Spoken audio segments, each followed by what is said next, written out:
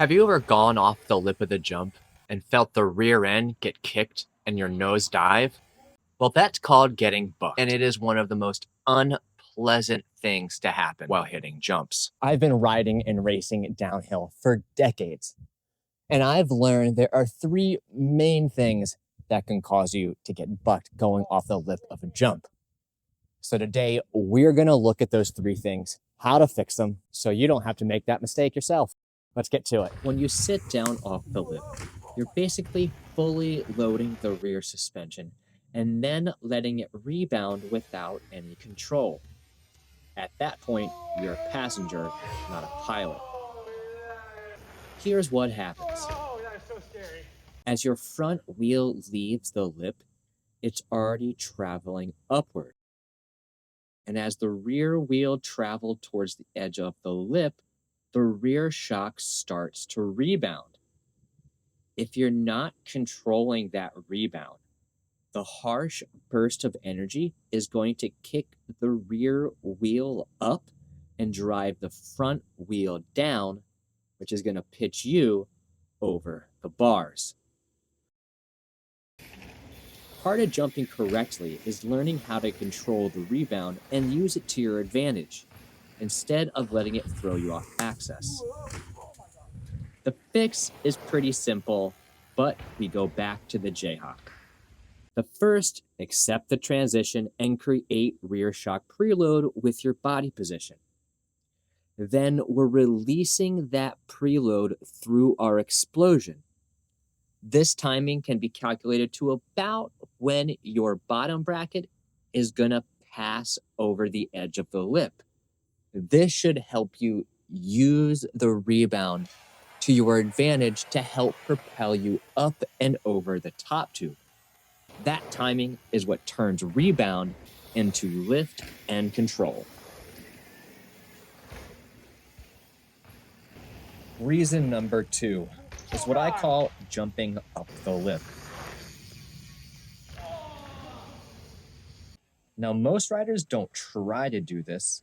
It's just bad form stemming from stand up to the jump. What happens is, instead of staying low and pushing into the lip and the transition, the rider stands tall and pops up as they go up the lip. The problem is that unweights the bike before it actually leaves the jump itself, leaving the rear wheel vulnerable to get kicked upward by the shape of the ramp. And that kick sends the rear wheel high, drives the front wheel down, and once again, you over the bars.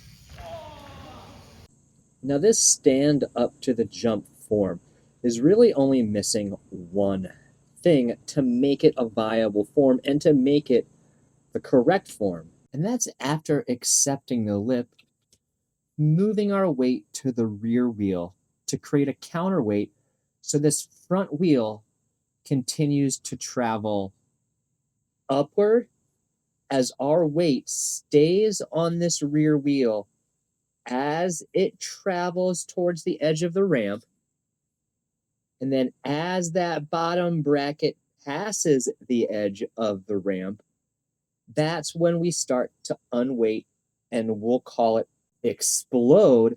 But that means you're essentially bringing yourself from the rear of the bike to up and over the top tube at the same rate as your arc.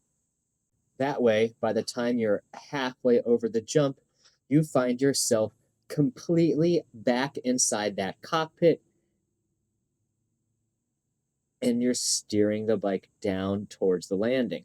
And the last reason we're going to talk about today is just doing absolutely nothing off of the lip. This again is going to result in that rear suspension kicking you forward. You can see it in this gentleman here. Goes up, front tire leaves, front tire starts to dive before the rear wheel hits left. And then as soon as that rear tire leaves, it kicks up towards his backside, and then his body follows. Any more speed and he would have been OTB. Okay, guys, before I show you this next clip, we are not picking on this little Grom. We think they're shredding. In fact, it might be time for some professional coaching so that we can progress safely. So let's show you the clip a few times. I'm showing you this clip because if we really watch this little guy, right, boom, you can see that they're really getting kicked. That rear wheel getting kicked by the lip. Boom, right there is kind of what's helping them create this arc. So if they were to go to a bigger jump, that kick may just send them over the bar. So it's time for mom and dad to maybe get this little Grom some lessons so they can create some good body movements off the lip so they can progress to bigger jumps. Because in my opinion, they're ready. Look at that. That's pretty good for how small they are. Now, that being said, on smaller jumps for adults, these mistakes might not be as evident or consequential. But as you move to bigger and steeper lips is where these things are really going to get you in trouble and cause you to get bucked enough or you can go over the bars. So as you progress, make sure you're relying on good fundamentals. And those fundamentals are learning the J-hop and then applying it to going off of small jumps. We have our body weight preload, accepting the transition, creating rear suspension preload, creating the counterweight for the front wheel, and then exploding up and over the top tube with follow through and landing. Now, these things go directly into progressing to big jumps and doing whips. Boom, whip on a small jump. It all stems from the basics.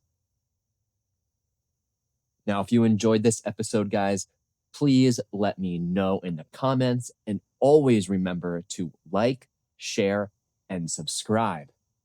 Now, as well, I always say this, my Patreons make this channel possible. If not for them, we would not be able to create this content for you guys.